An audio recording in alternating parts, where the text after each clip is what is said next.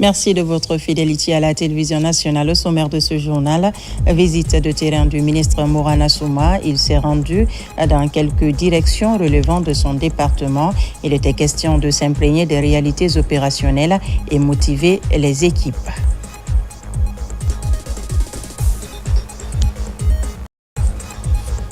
Amélioration des conditions de travail à la protection civile, c'est la remise des camions d'incendie et plusieurs autres engins. La cérémonie a été présidée par le ministre de la Sécurité et de la Protection civile. Nous irons en région forestière pour parler de la gestion durable de la réserve de biosphère de Ziama. Une rencontre a eu lieu pour réfléchir à la stratégie durable de gestion des bas-fonds. C'est tout pour les titres. Bonsoir et vous êtes les bienvenus dans cette édition d'information. À la une de l'actualité ce soir, le ministre de la Communication, de l'économie numérique et de l'innovation a entamé sa tournée de terrain ce week-end. Pour cette première étape, le cap est mis sur les directions de l'Ansuten, de la SOGEB, du Wardip, de Télémo, de la Poste et de la Guilab. Objectif, s'imprégner des réalités opérationnelles, échanger avec les responsables et motiver les différentes équipes. Marie-Angélique Bangora, Aboubakar Sidi Kissouma. La tournée débute au cœur du département ministériel, précisément à la direction de l'économie numérique. Accueilli par les cadres, le ministre Mourana Souma engage des échanges francs et directs. Projet en cours, priorités et contraintes, tout est passé au peigne fin. Cap ensuite sur les structures techniques. À l'Ansuten, l'Agence nationale de sécurité des télécommunications et de l'économie numérique, les responsables présentent leur projet. Les zones blanches, ce sont des endroits reculés qui sont carrément à l'intérieur du pays où nos compatriotes n'ont pas accès aux services universels, notamment les services numériques. Donc pour les 100 premiers jours, le ministre souhaiterait qu'on engage tout le monde dont on dispose pour faciliter la couverture de ces zones-là. À la SOGEB, société en charge du backbone national, le ministre découvre les capacités techniques du réseau numérique et les enjeux d'interconnexion. Ici se joue une partie de la souveraineté numérique du pays. À Kaporo, le Wardip déroule son portefeuille de projets et de digitalisation. Le ministre apporte ses orientations et insiste sur l'impact concret pour les citoyens. Akipé focus sur Télémo, cette plateforme numérique de gestion des marchés publics, qui travaille en partenariat avec une entreprise rwandaise. La Poste guinéenne, quant à elle, s'engage dans sa mue numérique. Et la Guilab, la guinéenne de la large bande, continue de mener ses projets de connexion. Toutes les transformations engagées aujourd'hui dans le but d'atteindre le développement socio-économique du pays va être amorcée de façon accélérée avec monsieur le nouveau ministre Mourana Souma. Nous lui avons expliqué comment nous fonctionnons et quelles ont été surtout les contributions importantes de la Guilab. Monsieur le ministre a montré sa disponibilité à nous accompagner, à continuer à faire de la performance au sein de la Guilab et à continuer à baisser les tarifs comme nous l'avons fait ces dernières années. Cette descente sur le terrain permet au ministre Mourana Souma d'avoir une vision claire des acquis et des défis. L'idée est de mobiliser des investissements sous forme de PPP, partenariat public-privé, parce que c'est des services marchands, à l'effet d'agrandir le périmètre des activités du numérique, d'agrandir les activités de l'innovation, d'agrandir les activités de la communication dans la globalité. Il a été question aussi de voir d'autres projets qui relèvent de mon portefeuille. C'est le cas de Wardip, c'est le cas également de Hypocumment. Et Hypocumment, c'est cette application qui va être mise en place pour la passation automatisée des marchés publics, du plan de passation jusqu'aux opérations d'interface. Le Wardip également a des composantes 3 pour un financement de 60 millions par la Banque mondiale et pour un taux d'absorption de 13%. Nous devons aller pour tout de suite élever ce niveau d'absorption par les acquisitions, en boostant donc l'ensemble des composants de ce projet. Et donc tout cela signifie la Guinée à sa vision stratégique en termes d'économie numérique et en termes d'innovation qu'on va mettre en œuvre progressivement pour l'atteinte des objectifs consignés dans les piliers 3 et 4 du programme de développement Simandou 2040, qui devient le référentiel de développement de la Guinée dans tous les domaines. Cette immersion marque une prise en main rapide des dossiers du ministère de la Communication, de l'économie numérique et de l'innovation. Le séminaire interrégional sur l'analyse macro-budgétaire a officiellement ouvert ses travaux à Conakry.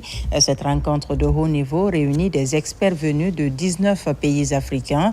Le thème porte sur les défis liés au cadre budgétaire et aux dépenses à moyen terme. Le point avec Mamadi Gassama. Des spécialistes en finances publiques issus des 19 pays d'Afrique subsaharienne se retrouvent dans la capitale guinéenne. Au cœur des échanges, les enjeux de la programmation budgétaire et la gestion durable des finances publiques. Le présent séminaire se propose d'identifier les principaux défis liés à l'élaboration des documents et des cadres budgétaires à moyen terme et de discuter des meilleures pratiques permettant leur intégration dans le processus budgétaire en vue d'améliorer la discipline, la transparence et la crédibilité des finances publiques.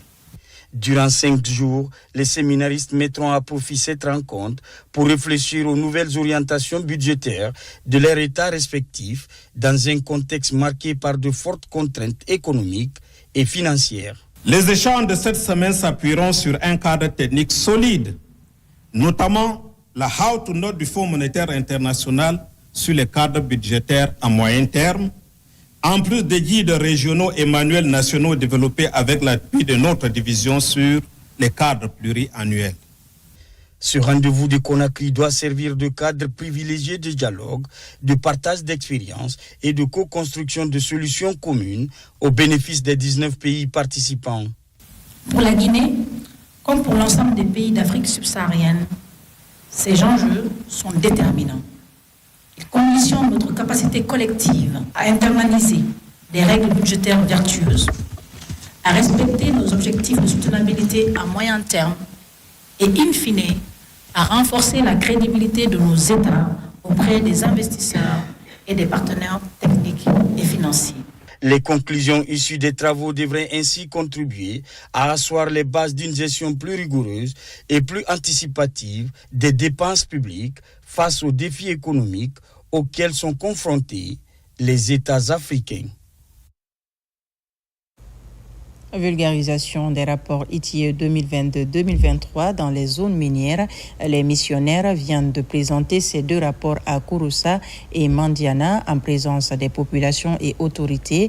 Ces rapports sont axés sur les taxes payées par les industries minières. Moussa Kouyaté, reportage.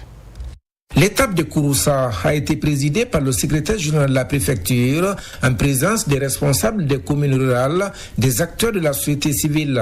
Une campagne vivement saluée par les autorités de la ville de Kamaralaï. Nous avons vraiment intérêt de savoir l'impact de ces sociétés minières dans la vie quotidienne de nos populations. Nous, en tant que coordinateurs des activités menées par les différentes collectivités, nous devons nous rassurer que ces montants sont effectivement arrivés à destination pour qu'ils sachent exactement ce qui s'est passé et aussi pour qu'ils s'intéressent vraiment à ces rapports de 2022 et aussi de 2023. Nous sommes beaucoup satisfaits par rapport à la vulgarisation de ces différents documents et à la sensibilisation. Ça aidera aussi les communes à la sensibilisation de sa population en matière de taxes. Ces taxes permettent à la commune de réaliser beaucoup de projets. Même opération ici à la préfecture de Mandiana, une autre ville minière pour informer le public sur les paiements effectués par les sociétés minières. C'est une activité qui est très importante. Dans ce sens, ça permet d'édifier non seulement les sociétés, mais des élus aussi, également des gens qui sont entre la société et la communauté.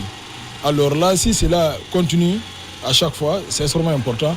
Ça nous informe, ça nous renseigne et chaque fois, ça nous donne une idée sur l'évolution des activités dans les sociétés minières. C'est une opération que nous saluons et que nous mesurons à sa juste valeur. Elle s'inscrit dans la dynamique amorcée par le CNE depuis le 5 septembre, qui consiste à rendre compte de la gestion, à informer les citoyens par rapport à la chose publique. La mission est attendue à Kirouani, la cité d'Almami Samouri Touré, pour le même exercice d'information basé sur la transparence. Par ailleurs, remise de camions d'incendie et plusieurs autres engins à la protection civile. Les régions et les préfectures sont les principales bénéficiaires. Ces moyens logistiques vont renforcer la mobilité et la protection des personnes et de leurs biens en cas d'incendie et autres sinistres. Alpha Isiagaba, Suleiman Kondi. Des camions d'incendie, des ambulances, ainsi que des bus destinés aux cadres déconcentrés de la protection civile. Ces engins viennent répondre aux besoins pressants des populations de l'intérieur du pays confrontées aux incendies et à d'autres sinistres, souvent sans moyens d'intervention adaptés. Il s'agit d'une réponse concrète de l'État à des phénomènes récurrents devenus préoccupants. Ces engins vont contribuer à améliorer de manière qualitative de notre efficacité dans la gestion des urgences et autres crises auxquelles les populations, les biens et l'environnement sont confrontés au quotidien. Un grand merci à son Excellence le Président de la République, chef de l'État, chef suprême des armées, Mamadi Doumbouya, pour l'acte de souveraineté qu'il vient de poser pour le présent et le devenir de la protection civile guinéenne. Le déploiement de ces équipements dans les préfectures du pays s'inscrit dans la vision du président Mamadi Doumbouya, qui entend renforcer les services de secours et assurer une meilleure protection des personnes et de leurs biens sur l'ensemble du territoire national. C'est la toute première fois que les services de la protection civile bénéficient d'un nombre aussi important d'engins neufs sortis d'usines, mis directement à leur disposition. Cette avancée majeure est rendue possible grâce à la nouvelle dynamique engagée au sommet de l'État et sous le leadership de son Excellence, Monsieur le Président de la République, chef de l'État, chef suprême des armées, dont la vision et l'engagement en faveur de la modernisation de nos forces de sécurité produisent aujourd'hui des résultats concrets. Sur place, le ministre Ahmed Mohamed Wouri Diallo a exhorté les soldats du feu à faire preuve de professionnalisme et de rigueur. Un message qui traduit la volonté du gouvernement de soutenir et de moderniser durablement la protection civile. C'est un moment d'émotion et de souvenir. Les retrouvailles des sages polis 90-2000 à l'amphithéâtre Kames de l'université Gamal Abdel Nasser de Conakry. Une rencontre placée sous le signe de la confraternité et du développement national. 30 ans après, ces anciens étudiants guinéens ont choisi de transformer la nostalgie en réflexion sur l'avenir socio-économique du pays. Son assaillant. L'amphithéâtre du Kames de l'université Gamal Abdel Nasser de Conakry a servi de cadre au congrès international des sages polis 90-2000, une rencontre marquant les retrouvailles 30 ans après des anciens étudiants guinéens des promotions 1990-2000. Un rendez-vous chargé d'émotions mais résolument tourné vers l'avenir du pays. Ce congrès consiste à consolider nos relations avec tous les étudiants qui ont connu Gamal Abdel Nasser de 90 à 2000. Retisser nos liens qui a été toujours notre mission. Rendre hommage à la Guinée qui nous a donné notre première formation universitaire. Se retrouver en grande famille, c'est pour prouver aux étudiants, la nouvelle génération, ils doivent s'inspirer de nous. Parce que le lien de fraternité qui se trouve actuellement entre nous, et les gens sont venus de partout dans le monde, on dirait comme si nous étions de même famille. Venus de Guinée et de la diaspora, les participants ont célébré 3 décennies de parcours professionnel et de fraternité. Au-delà des accolades et des souvenirs, les échanges ont porté sur les défis de développement socio-économique de la Guinée. Au sein de l'université Gamal Abdel Nasser, nous étions ici, des jeunes étudiants, nous avons fait une vie au sein d'un campus et maintenant nous sommes allés dans le monde. Nous avons eu à acquérir des connaissances, venir rencontrer nos amis qui sont restés ici, leur dire que bon voilà, nous sommes venus, nous avons des expériences, aller dialoguer avec nos camarades et voir comment nous autres, nous pouvons aussi participer au développement harmonieux de la Guinée. Ces retrouvailles ont ainsi pris une dimension engagée. Les anciens étudiants affichent une volonté affirmée, mettre leurs compétences et leur expérience au service du développement national et contribuer activement à la construction de la Guinée de demain.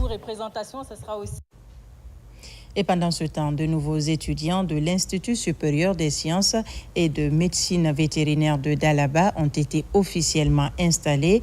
Au nombre de 504, ils seront formés en santé animale, en agroalimentaire et en production agricole.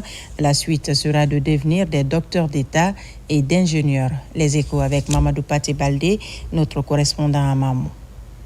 L'Institut supérieur des sciences et de médecine vétérinaire de Dalaba accueille ces nouveaux étudiants. Admis aux examens nationaux session 2024-2025 de série sciences expérimentales et mathématiques, ils sont 504 dont 191 filles à être orientées cette année dans cet institut. L'organisation de cette journée a pour objectif de faciliter l'intégration académique, administrative, sociale des nouveaux étudiants au sein de l'ISMEV de Dalaba. Repartis dans le département de médecine vétérinaire, technologie et contrôle des produits alimentaires et pêche et aquaculture, ces nouveaux étudiants seront formés en santé animale, en agroalimentaire et en production aquacole, sanctionnés par des diplômes de docteurs d'État et d'ingénieurs. Chers nouveaux étudiants, aujourd'hui marque le début d'un chapitre de votre vie. Vous entrez dans une institution d'excellence, mais aussi dans un espace de responsabilité et de rigueur. Être étudiant ici, ce n'est pas seulement suivre les cours, c'est adopter une attitude et respecter un cadre. Pour faciliter leur intégration et leur formation académique au sein de l'ISMEV de Dalaba, le gouvernement guinéen, à travers le ministère de l'Enseignement supérieur et de la Recherche scientifique, a mis au point des réformes importantes pour permettre aux apprenants de répondre aux besoins des pays en matière de santé animale et agroalimentaire. J'ai choisi la technologie alimentaire car pour moi, la sécurité alimentaire est la première sécurité la plus importante. Pour être en santé, il faut manger des aliments sains. Au terme des travaux, les nouveaux étudiants ont bénéficié des séances d'information sur les programmes d'études, les exigences de la formation ainsi que les perspectives professionnelles offertes par l'ISMEV à l'issue de leur cursus universitaire. C'est une bonne nouvelle pour les étudiants de l'ISAV de Farana. Les travaux de reconstruction de l'Institut sont lancés sur instruction de la ministre de l'Enseignement supérieur et de la Recherche scientifique. Pour rappel, il y a quelques jours, le dortoir des étudiants avait pris feu et rien n'a été épargné. N'est-ce pas, Ibrahima Oulem Fofana? À l'ISAV de Farana, l'heure est à la restauration du dortoir des étudiants qui a pris feu ce samedi. Ici, cadre de l'enseignement supérieur et de la recherche scientifique et autorité de ce temple du savoir s'activent sur le terrain. Des travaux démarrés suite à la visite du Dr Diaka Sidibé en faveur des étudiants sinistrés. Tous les étudiants, nous remercions le gouvernement, plus particulièrement Madame la ministre Dr Diaka Sidibé et les autorités de notre institut. Madame la ministre nous a promis hier et dès aujourd'hui, les activités démarreront pour la réhabilitation de notre doctorat. Vraiment, nous la remercions. La directrice, comme d'habitude, c'est notre maman, elle est tout le temps à nos côtés, elle ne nous a jamais laissés. Depuis la nuit du samedi, on l'a appelé que notre bâtiment a pris feu. Elle était en déplacement, elle s'est précipitée pour être là. Et jusqu'à l'instant, elle est toujours là, elle est à notre côté, elle nous soulage vraiment. Autre effort consenti par la direction générale de l'ISAV de Farana en faveur des étudiants est cet éclairage. Des banquettes également construites, des salles de classe illuminées à travers un système solaire pour apprendre nuitamment. Lorsque la nouvelle administration est arrivée, la directrice générale et moi-même, secrétaire général en 2022, il y avait un grand défi à relever. C'était premièrement le logement des étudiants, le logement des enseignants, aussi l'éclairage, puisque comme vous savez, la ville de Farana fait face à une pénurie d'électricité compte tenu de l'insuffisance de la production au niveau du barrage. On utilise un groupe électrogène ici. Cela consomme énormément en carburant. Donc, on s'est tourné vers le solaire puisqu'il ne manque pas de soleil à Farana. La chef de département de l'enseignement supérieur et de la recherche scientifique au chevet des étudiants a promis l'intervention de l'État. Ici, à Farana, autorité régionale toujours auprès de la direction générale de l'ISAV pour trouver une issue favorable. Ce lundi, le ministre de l'Éducation nationale était sur le terrain. Alpha Bakar Bari s'est rendu au complexe de formation professionnelle de Nongo où il s'est engagé à tout mettre en œuvre pour l'ouverture très prochaine de cet établissement offert à la Guinée par le roi Mohamed VI. Plus de détails avec Tierno Ousmane Diallo.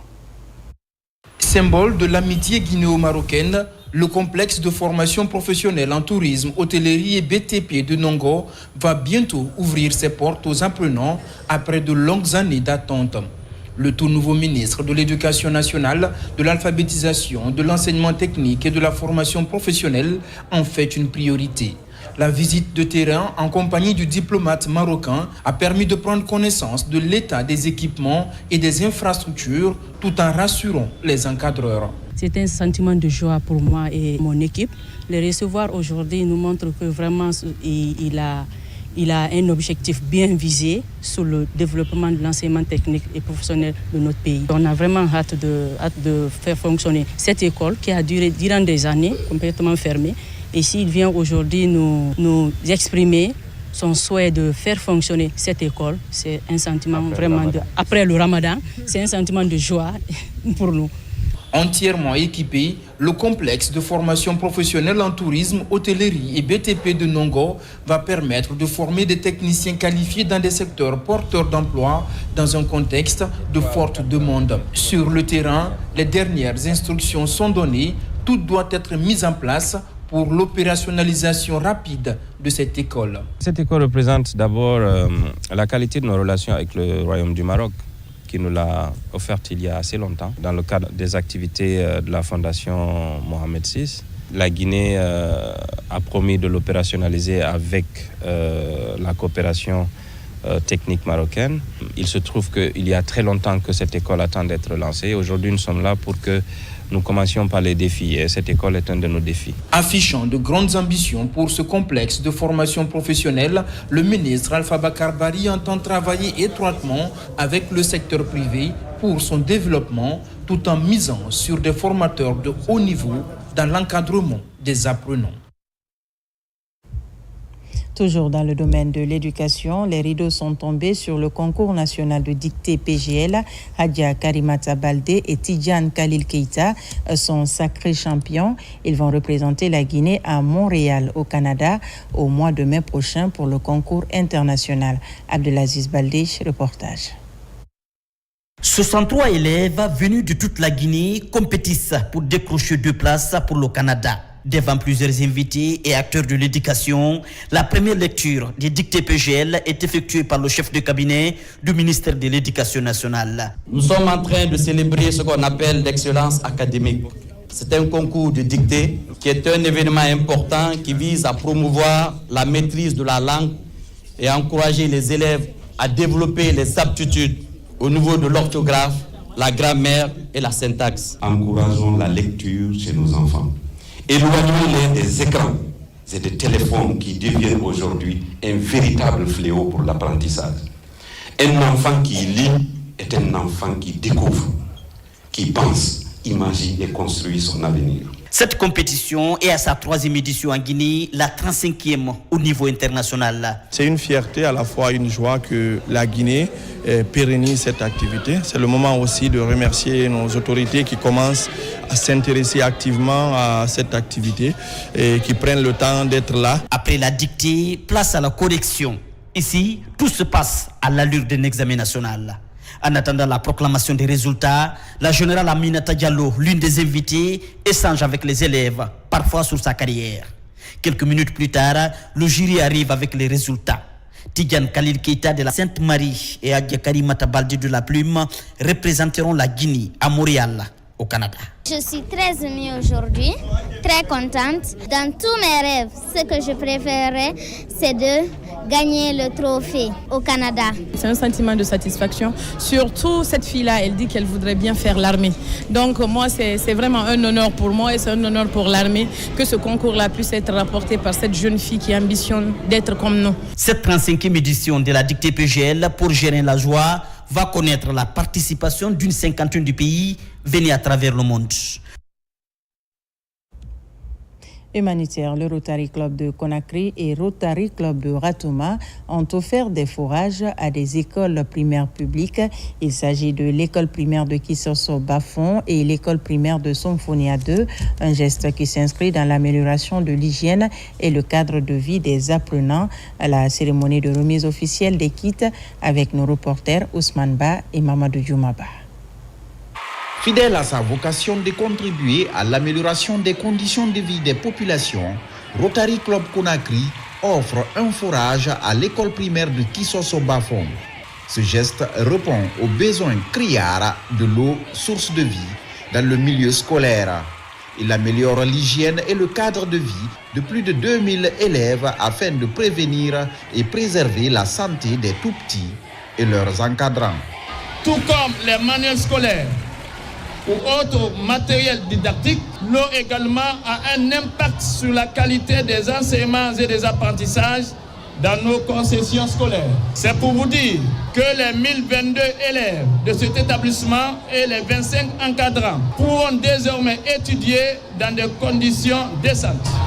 L'eau, c'est la vie, l'eau, c'est la santé. Et quand cela est fourni à un établissement de cette taille, nous arrivons donc à adresser plusieurs sujets.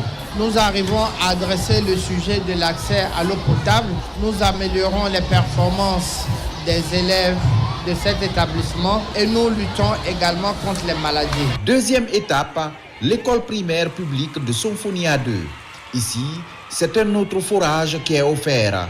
L'ambiance est bon enfant. L'objectif de ces actions, c'est de donner aux élèves un environnement scolaire décent, de permettre aux familles d'avoir accès à l'eau durable. Ces gestes sont les fruits de la collaboration des Rotariens et leurs partenaires financiers. Ensemble, ils entendent élargir l'adduction d'eau potable à 100 établissements scolaires dans le pays. Célébration de la Journée internationale de lutte contre le cancer infantile. Cette journée s'impose comme la mobilisation mondiale pour sensibiliser à la réalité des cancers pédiatriques et soutenir les familles confrontées à cette épreuve. À l'occasion pour la Fondation Daifatou de redonner du sourire aux enfants atteints de cette maladie. Tierno Maroufba, reportage. À chaque 15 février, l'humanité célèbre la Journée mondiale du cancer infantile. Ici au CHU Donka, la fondation Daifatou d'Aminata Kamara, basée aux États-Unis d'Amérique, apporte son soutien aux enfants atteints de cette maladie.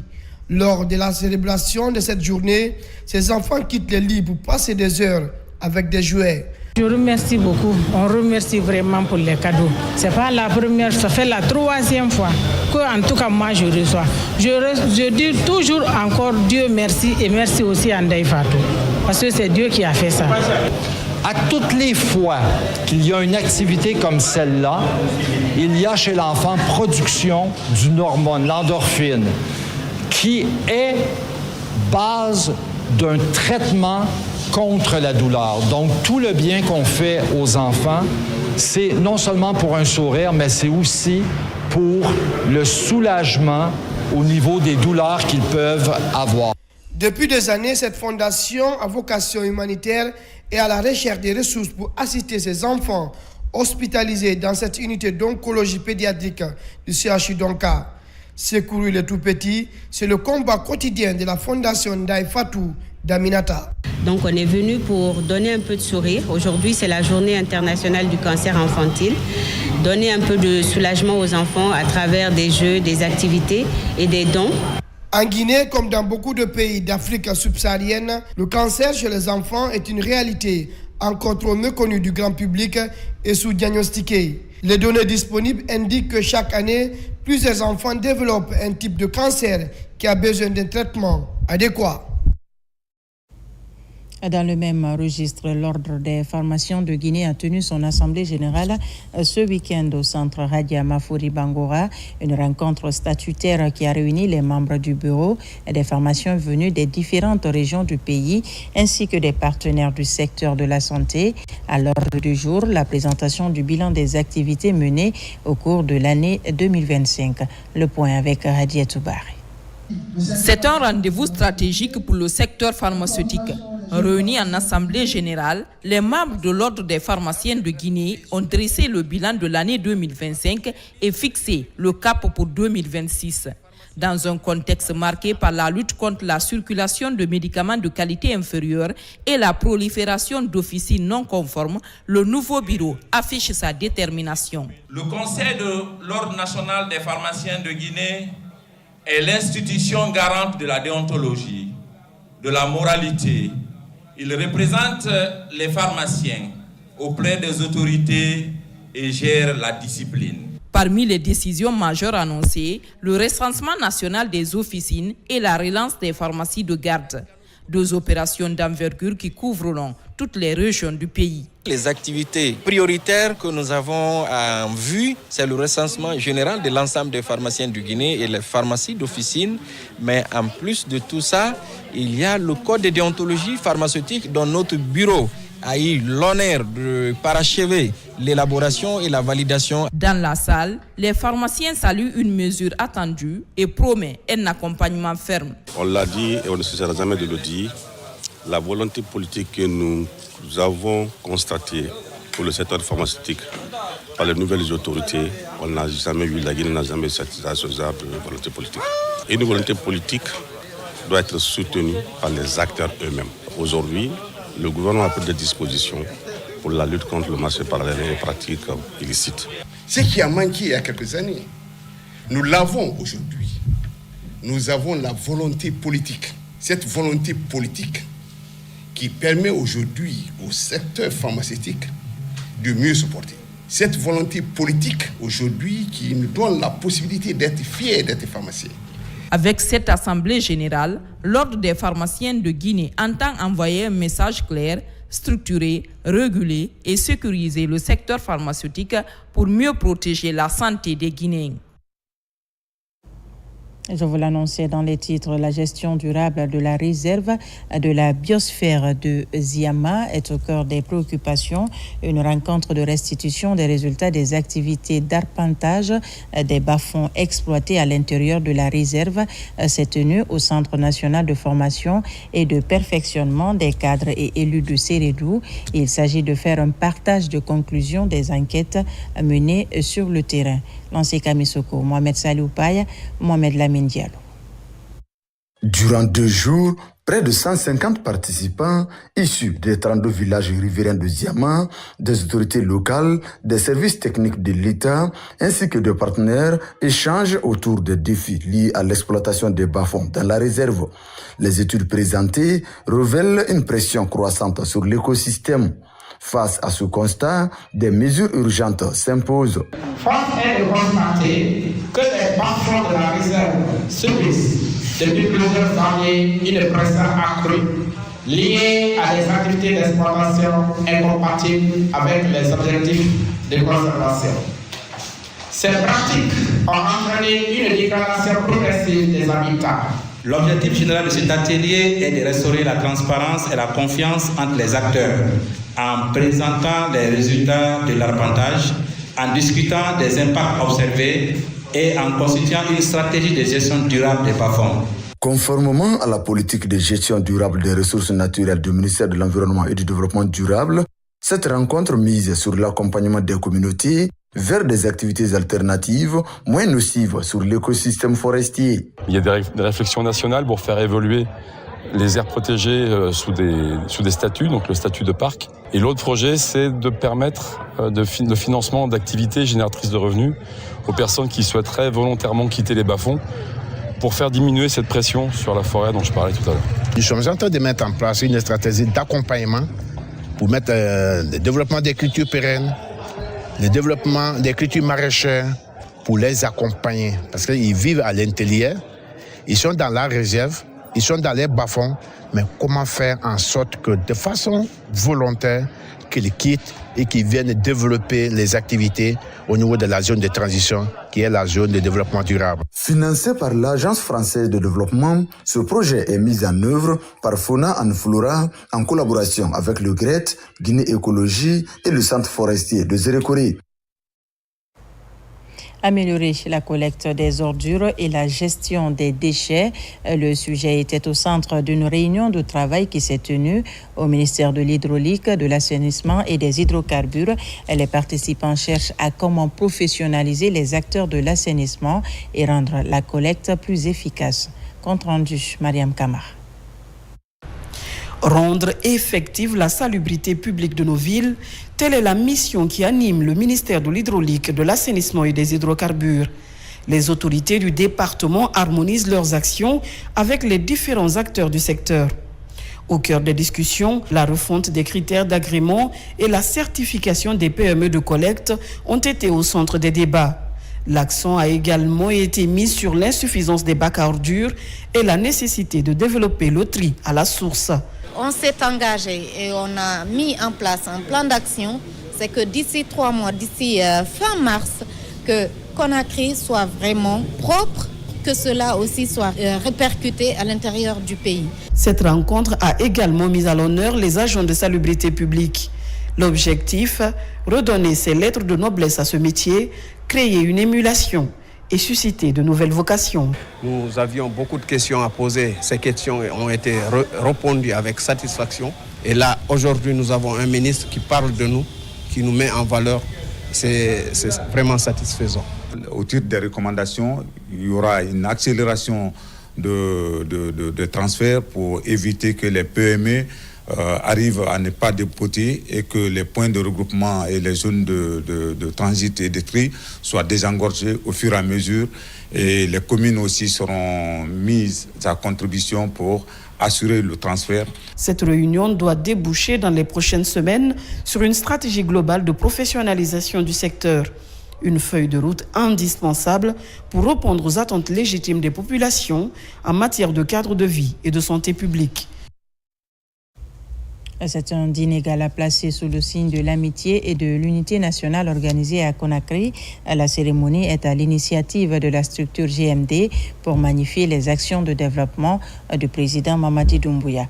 Reportage de Aboubakar Diaby et Monlaï Souma.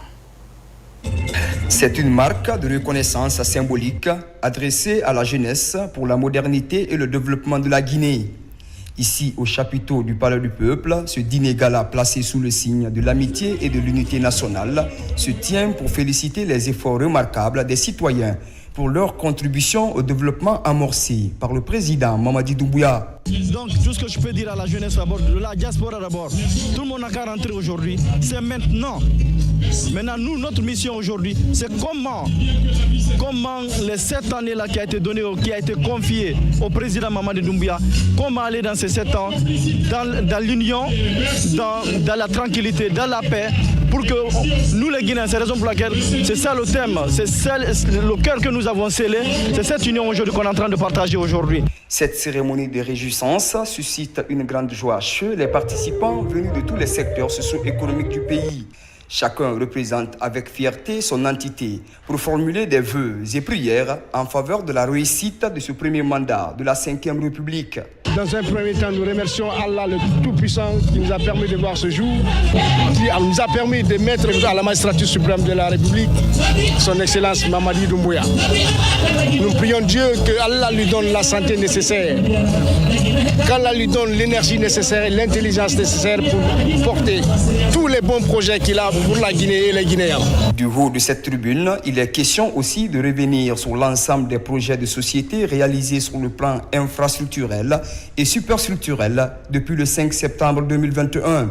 Elle constitue une soirée de réflexion pour coordonner les interventions en vue d'accompagner le président Mamadi Doumbouya dans sa vision de refondation et de développement socio-économique du pays. Dans l'actualité également, à quelques heures du mois sacré de Ramadan, le Comité national d'observation de la Lune a tenu une importante réunion avec les leaders religieux des différentes communes de la capitale. C'est pour harmoniser les décisions et rassurer les fidèles sur le strict respect de la date officielle qui sera annoncée pour le début du Ramadan 2026.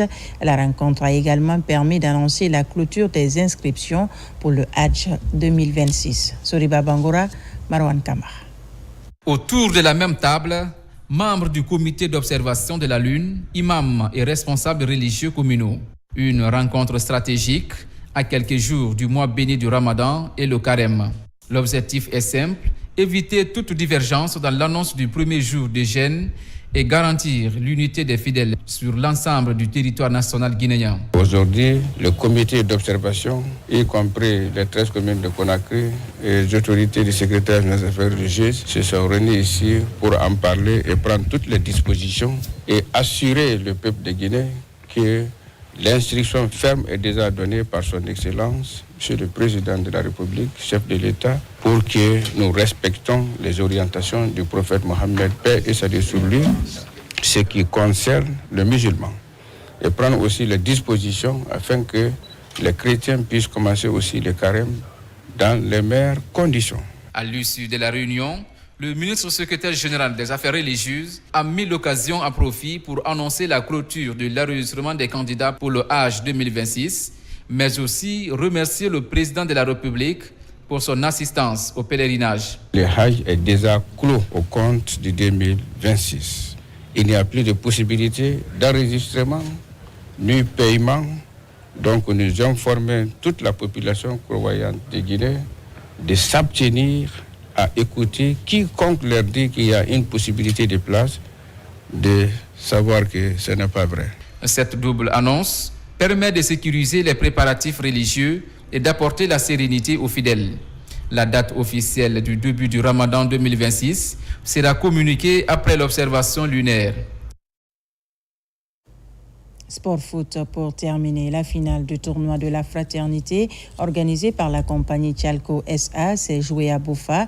Elle a opposé l'équipe de la sous-préfecture de Kolia à celle des vétérans.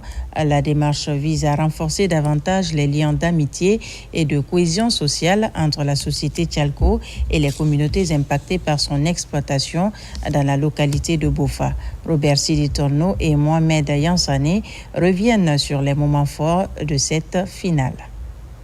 Pendant 2 semaines, 8 équipes issues des communautés impactées par l'exploitation de la société Tchalco ont compéti au compte de ces tournois de la fraternité. La finale de ces tournois, premier déjà dans la localité, a opposé au stade préfectoral de Boffa l'équipe de la sous-préfecture de Kolia en maillot gris et celle des vétérans en bleu. Après 90 minutes d'explication et de fair play, c'est l'équipe de Kolia qui a remporté ses premiers trophées sur le score d'un but à 0. On n'a pas eu le trophée, mais cela ne dit pas qu'on n'a pas joué. L'équipe a joué, mais il n'y a pas de but. On a joué, on a fourni l'effort. Le meilleur de nous-mêmes pour notre formation. Merci à tous ceux qui nous ont soutenus tout au long du tournoi. C'est Boffa qui gagne. Pour les initiateurs, le tournoi avait pour but de renforcer davantage les liens de fraternité entre la société Tchalco et les communautés impactées par son exploitation. Je suis content de l'union entre les jeunes de Boffa. Parce qu'avant tout, l'objectif principal, c'est ça, retrouver la jeunesse de Boffa autour d'un même idéal, celui du football. Un facteur d'unification. Vraiment était une très belle organisation, une organisation de taille et qui a vu vraiment des jeunes talents s'exprimer avec un esprit de fair play. Et c'est tellement important que je pense après ce tournoi, cette amitié va continuer. Cette rencontre sportive a été marquée par la remise du trophée à l'équipe victorieuse. Plusieurs autres prix ont été attribués aux participants qui se sont distingués lors du tournoi. Voilà qui m'a fait à ce journal. Merci de nous avoir reçus chez vous. L'actualité se poursuit sur notre site le www.rtgguinée.info. Je vous dis à très vite pour d'autres actualités de la Guinée, notre paradis.